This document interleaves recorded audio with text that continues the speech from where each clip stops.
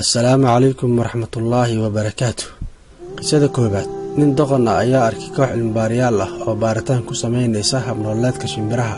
ninkii doqonka ah ayaa jeclaystay inuu noqdo cilmibaaro weyn, wuxuuna soo qabsaday qooley. kadibna qoolaydii ayuu ish ku dhahay. qoolaydii ayaa duushay, mar kale ayuu qoolaydii dib u soo qabtay.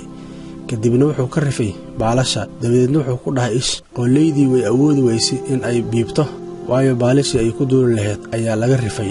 ninkii doqonka ah ee jeclaa inuu noqdo cilmibaaro caan ah wuxuu dhahay, qooleydan ayaan ka qorayaa fiiro gaar ah iyo wixii iga soo baxay baaritaankeedii aan ku sameeyey. markii laga rifay qooleyda baalasha waxaa ka tagaya maqalka oo wax ma maqasho. waa tar markii ish aan ku dhahay duuli weysay. qisada labaad, nin ka soo jeeda kurdida Ciraaq ayaa dhali waayey carruur. si uu u ogaado sababaha uu dhali waayey wuxuu u tagay dhakhtar si uu isu soo baaro. markii uu dhammaystay dhakhtarkii baaritaankiisii ayuu kurdigii wuxuu ku dhahay, digtoore aniga carruur ma dhalin weligay.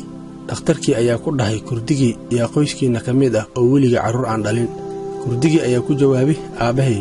dhakhtarkii ayaa la yaabay hadalka ninkani kurdiga ah, kadibna wuxuu ku dhahay, waayahaye adigu intay ka timid? kurdigii ayaa ku jawaabay, waxaan ka imid magaalada Suleymaaniya. qisadii saddexaad, wiil dhallinyaro ah ayaa ka sheekeeyey sheeko qosol badan taa oo dhex martay asaga iyo walaalkii ka yar. wuxuu dhahay, wiilkani dhallinyarada ah, walaalkii iga yar ayaa maalin walba deriska ka soo dacwoodaan. waa wiil rabso badan oo dhiba carruurta deriska. markaan u adkaysan waayey dhibta oo ku hayo carruurta deriska ayaa maalin maalmaha ka mid ah si xun u garaacay. kadibna waxaan galay qolkeydii si aan u dukado salaada casir. canugii ila dhashay ee yaraa carada intay ka badatay ayuu ka fekeray siduu iiga aarsan lahaa. kadibna wuxuu galay kushiinka cuntada lagu kariyo.